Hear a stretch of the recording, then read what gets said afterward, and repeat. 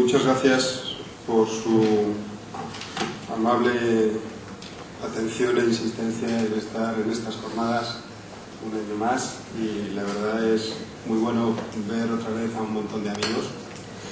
Como veis, llevamos muchos años aquí y esto empezaba yo siempre a explicarlo sin gafas, y ahora tengo que usarla porque si no soy incapaz de seguir, lo cual indica el paso de los años y que ellos no perdonan. Efectivamente, Alfonso y yo hemos estado aquí muchos años y voy a sentir mucho si él no es el que el año que viene me acompañe, que espero también estarlo aquí. Y la verdad es que ha sido fantástico trabajar con él y con todo su equipo en la elaboración del famoso libro verde, y que hace que tengamos la oportunidad de reunirnos de vez en cuando y charlar sobre la industria de manera absolutamente libre y amplia, y conseguir una estupenda visión de lo que actualmente pasa. También quisiera agradecer, como siempre, a UTECA la invitación a este evento, y espero que, como siempre, consigamos cumplir con las expectativas por las cuales nos llaman. Hay dos cosas que quería avisar antes de empezar mi breve exposición. Es que este año no hemos elaborado ninguna información económica sobre las televisiones públicas. La razón o motivos es que nosotros siempre hemos utilizado todos los años la información facilitada por las propias televisiones, las cuales son las únicas que nosotros podemos utilizar para explicar el pasado de la historia. No hacemos estimaciones de la historia. La historia tiene unos números y están oficialmente recogidos.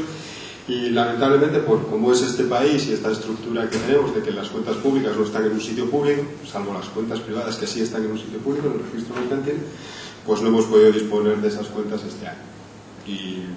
Y sentimos que en ese sentido no podamos presentarlas, pero no podíamos presentar nada que no fuera la verdad, ¿vale?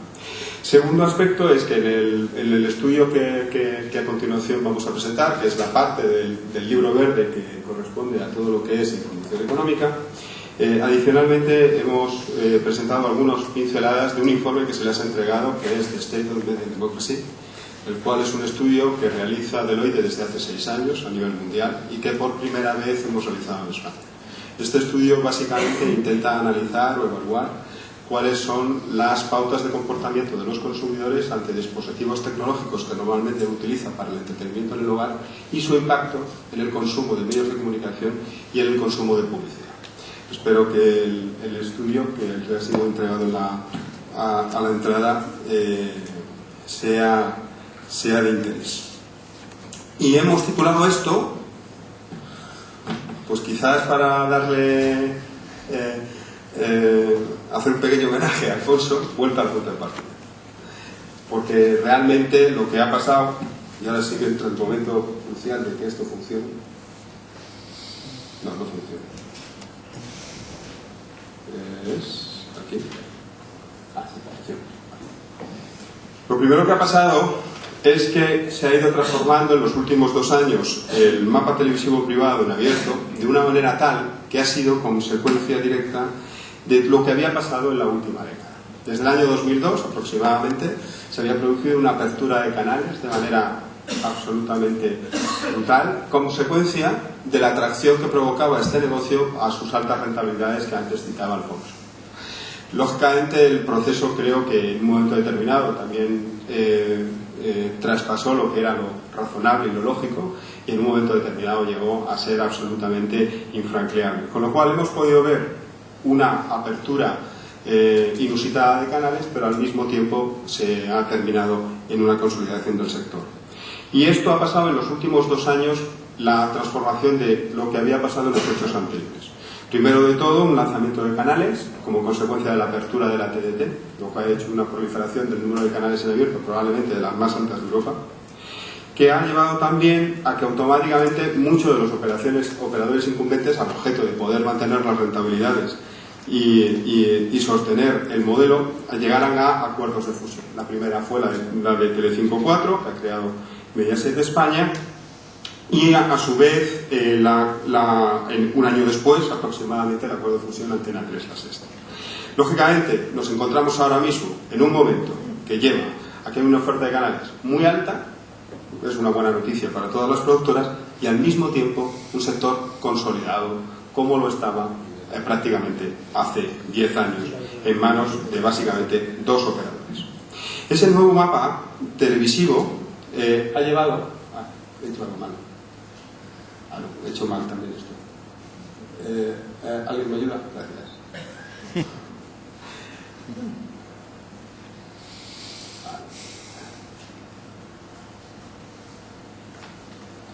Vale.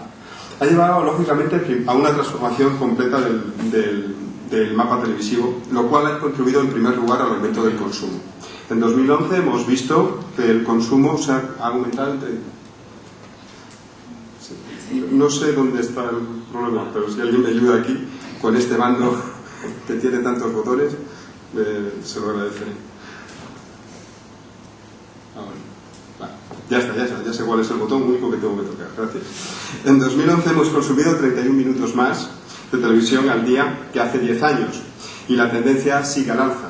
9 minutos por encima de lo que consume la media europea, y en un entorno en que el consumo se incrementa en la mayoría de los países. Es decir, la crisis, que normalmente suele ser uno de los efectos normales de la televisión, provoca el aumento de consumo, pero al mismo tiempo, y es muy importante, también lo hace el número de canales que hay.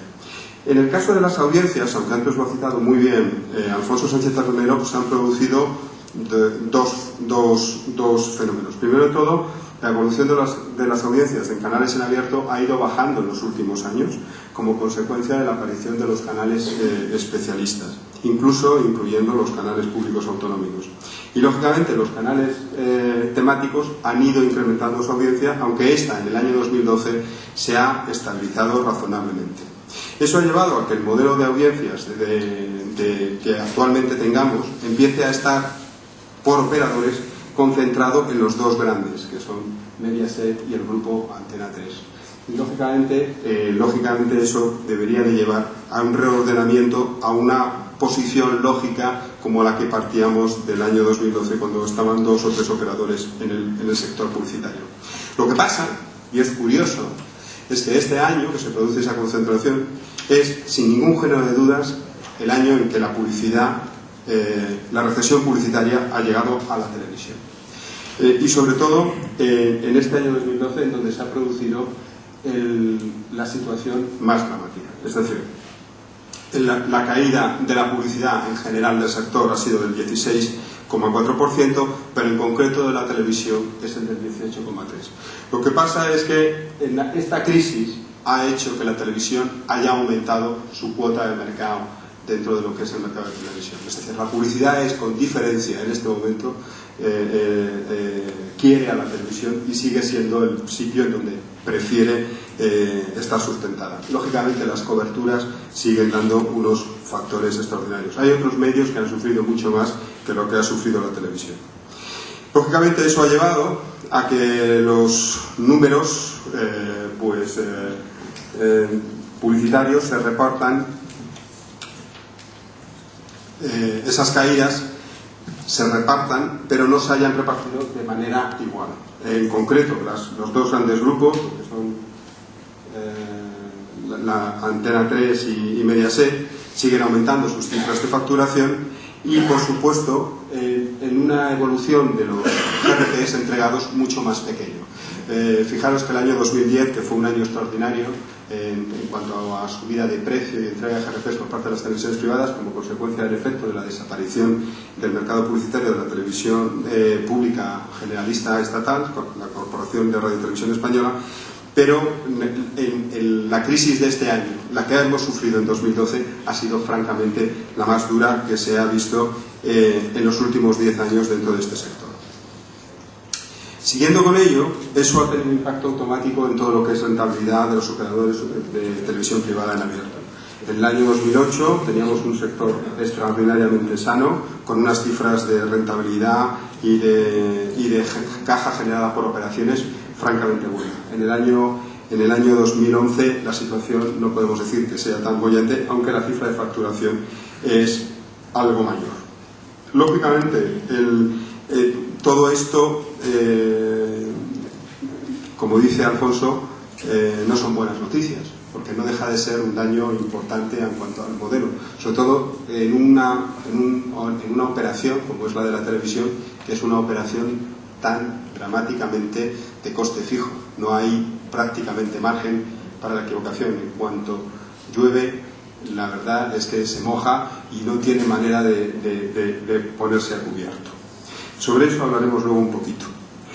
Con respecto a la televisión de pago, que es otro de los elementos que analizamos, la verdad es que el número de abonados se ha mantenido más o menos estable y estamos manteniendo los niveles que teníamos aproximadamente en el año 2009, habiendo aumentado incluso en 2010 y 2011, y manteniéndose también la tasa de penetración, pero muy importante, por debajo del resto de los operadores europeos. Y ahí es uno de los factores críticos y diferenciales del mercado de televisión de pago en España con respecto al resto de los operadores, como veis, muy superiores en la mayoría de ellos al 50%. Eso tiene que ver también con un aspecto importante. El sostenimiento ha permitido la mejora de los ingresos que genera la televisión de pago, siempre asociado a la provisión de contenidos premium, siempre a la provisión de contenidos premium, porque cuando miramos los ARPUs, y siempre se justifica que la menor penetración de la televisión de pago en España es consecuencia de su alto ARPU, cuando miras el ARPU del resto de países europeos es prácticamente el mismo. Realmente nosotros, y lo venimos repitiendo desde hace muchos años, la falta de penetración de la televisión de pago es el enorme éxito de calidad y programación de la televisión en abierto. No hay otro factor que realmente lo explique. Lo que lo explica es eso, no los ARPUs, que como veis son incluso inferiores a la mayoría de los líderes de las televisiones europeas que existen de pago en Europa. Todo esto, un año 2012, y sigo insistiendo que son peores noticias que las del año pasado, todo esto nos está pasando en un momento en que yo la verdad es que por primera vez, y siempre he sido muy escéptico contra los agoreros de los cambios en el mercado de la televisión, y que siempre decían lo mismo, que la televisión desaparecía. Yo me acuerdo cuando era chiquitín y no peinaba tantas canas, pues decían que bueno, esto estaba muerto, que Internet los iba a sustituir a todos y que ustedes lo mejor que podían hacer era cerrar ya, ¿para qué hacerlo más tarde? Tardaban menos, ¿no? El hecho cierto es que durante estos 15 años han ganado un montón de dinero las televisiones en abierto, no solamente aquí en España, sino en el resto del mundo, y además muestran en perfecto estado de salud. Pero sí es verdad que por primera vez se observan algunos síntomas de que hay cosas que sí están cambiando. La primera de cosas es que siempre el media lo transforman los dispositivos. Esto creo que también lo he repetido en esta sala alguna vez y ante esta misma audiencia. Pero siempre son los dispositivos. Y lo que sí es verdad es que los dispositivos móviles o la evolución de los dispositivos que funcionan en España, su aumento y la tendencia y las expectativas son enormes. El informe que publica aquí Gartner así lo indica. Y además, las facilidades que permiten el desarrollo de este servicio, que es lógicamente las redes de banda ancha, aumentan considerablemente todos los años. Ya más del 60% de las redes que están instaladas son superiores a 10 megas, que son las que permiten de manera razonable sostener vídeo en Internet. Lógicamente eso conlleva a que en nuestro informe sobre The State of the Media Democracy de 2012 hayamos preguntado sobre cuáles las cosas que le gusta a la gente tener en su hogar y que sean divertidas para el entretenimiento. Y curiosamente lo que más les gusta de lo que pagan, curiosamente lo que no pagan, que es la televisión en abierto, no la quitan. Pero lo que sí pagan, que para entretenerse, lo que más valoran es curiosamente el acceso a banda ancha. Y en lo segundo, la televisión de pago. También, dentro de ese mismo estudio, les preguntamos a los señores cuáles eran los 3 dispositivos que más les gustaba de su hogar para entretenerse. Y curiosamente, gana el ordenador por larga diferencia. Solamente hay un segmento de edad, que es entre los 29 y 45 años, que básicamente está concentrado en población activa y que probablemente el ordenador lo asocia al trabajo, que prefiere sustancialmente la televisión. Pero el ordenador es favorito incluso entre los mayores. Es decir, consideran los mayores, aquellos que siempre consumen más televisión, que el ordenador es mejor dispositivo para entretenerse, o que valoran más ese dispositivo para entretenerse que la propia televisión. Y lógicamente esa utilización, vamos a llamarla multidispositivo, produce cambio en los hábitos de los consumidores. ¿Qué métodos utiliza usted para ver los programas de televisión? Pues hombre, la mayoría generalmente lo ve en la televisión. Pero curiosamente empieza a ver cosas, y no necesariamente los mayores son ajenos, en otro tipo de dispositivos y en los cuales empieza a ver esos mismos contenidos. Y otra cosa que es muy normal y que es cada vez más extendida, estos son respuestas de españoles, no son extranjeros, no son del Reino Unido ni son americanos, son españoles. Partamos de esa base. ¿Qué hace usted mientras está realizando la televisión? Pues básicamente mucha gente solo ve la televisión, lo cual es lógico, aproximadamente un 40 y tantos %, pero hay mucha gente que está haciendo otras cosas al mismo tiempo. No olvidemos que el subject, el asunto que más se trata en las redes sociales son los programas de televisión abierto que se están viendo. Y eso da una enorme posibilidad de desarrollo a todos los negocios multimedia a partir de las cadenas de televisión. Hay otro fenómeno que también empieza a ser interesante ver y del cual no es ajeno el que hace aproximadamente año y medio Mega Upload fuera cerrada. Detrás de lo que podríamos denominar televisión conectada. Detrás de la televisión conectada están utilizar este mismo dispositivo, como es el caso de las videoconsolas o los Blu-rays conectados o cualquier otra de las herramientas. Lógicamente, la aparición de la televisión conectada hace 12 años, me acuerdo, cuando estaban los famosos proyectos Orlando, cuando estaba el famoso proyecto también de Ondigital. La verdad es que la gente se le ponía esta solución, la gente podía hacer con la televisión un montón de cosas y la gente siempre hacía lo mismo. El 95, el 96% lo que hacía era sentarse delante del televisor y consumía televisión de acuerdo con las instrucciones facilitadas por ustedes como programadores. Lo siguen haciendo, pero empiezan a cambiar un poco, empiezan a hacer cosas raras, empiezan a comportarse de una manera diferente y lógicamente hay algunos que empiezan a ver amenazas, como siempre, sobre lo que puede pasar a los players del mercado como consecuencia de la aparición de la televisión conectada. Yo, sinceramente, como soy agorero de buenas noticias, todavía me las tomaría con un poquito de cautela. Pero sí, en este caso, por primera vez, sí creo que es interesante prestarles atención. El hecho cierto es que muchos operadores de televisión abierto como ustedes están trabajando en este ámbito para ver que no pase nada. La pregunta es si vamos hacia un nuevo modelo.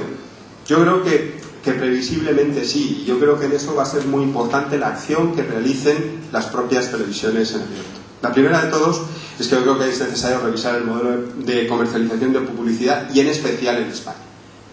El modelo nuestro, yo creo que tenemos que llegar a un gran pacto entre operadores, entre anunciantes, entre agencias, para que esto tenga sentido. Esto de entregar cualquier granel a cualquier precio, lo único que puede hacer es destrozar esto. Y además no solamente destroza este sector, sino que va a destrozar otros sectores de la comunicación, de las cuales, curiosamente, muchos de los operadores de televisión que tienen el placer y el gusto de invitarnos son también accionistas. Y hay que tener cuidado con eso. No nos carguemos todo lo demás. Y eso es peligroso. Eso es peligroso. Entonces hay que buscar un nuevo modelo, como sea, más parecido al que existe en otros mercados, como es el norteamericano, el anglosajón, que tengan más sentido desde el punto de vista de la contratación y que establezcan un justiprecio por una oferta publicitaria sensata y razonable y adecuada al consumo de televisión que se está realizando. Segundo concepto importante es que hay que buscar nuevos ingresos. El hecho cierto es que cuando tenemos la oportunidad de ver planes estratégicos de algunos operadores de televisión, la apuesta que hacen por el ámbito multimedia es salvaje. Incrementos de prácticamente el 100% en los próximos 3 o 4 años. Creo que es un aspecto crítico, que además la televisión lo ha hecho mejor que otros medios de comunicación, porque no se ha canibalizado en Internet, sino que lo que tiene es una oportunidad de ofrecer otras cosas que no entran en conflicto con su operación tradicional publicitaria de televisión en abierto. Creo que ahí hay una enorme oportunidad que obligará a aprender a utilizar otras herramientas a las cuales las cadenas de televisión no han estado muy habituadas, como son los CRMs o la gestión de abonados, pero eso es algo que yo creo que se tendrá que avanzar. Tercera, la televisión abierta se tiene que adaptar a los nuevos dispositivos, no solo a los que van a meter dentro de la televisión, sino a los que estén por fuera también consumiendo en cierta forma televisión. Las tabletas, los portátiles, los ordenadores, todo eso tendremos que adaptarnos y creo que en eso hay mucho trabajo que realizar e incluso dirigir o generar todo el consumo de conversación se produce dentro de las redes sociales en torno a la televisión, la cual es la principal generadora. Y, lógicamente, estamos en un negocio que básicamente, como me decía una vez José Manuel Lara, dice, aquí básicamente todo está pagado al principio del año, es decir, es todo coste fijo, no hay muy poco margen de maniobra. Y en el caso de José Manuel es una obsesión. Yo creo que este es un aspecto en el cual hay que trabajar mucho y de manera intensa en la flexibilización de costes. Lógicamente es mejor que cuando tienes que hacer un viaje y el viaje no sabemos cómo va a ser, es mejor que te coja ligero de equipaje. Y en este caso creo que es imprescindible que ese equipaje se empiece a montar ahora y que sea lo más pequeño posible. De nuevo, solamente darle las gracias por haberme aguantado el rollo un año más. Son encantadores, no han dicho nada ni han hecho comentarios, lo cual que Dios les bendiga. Muchas gracias.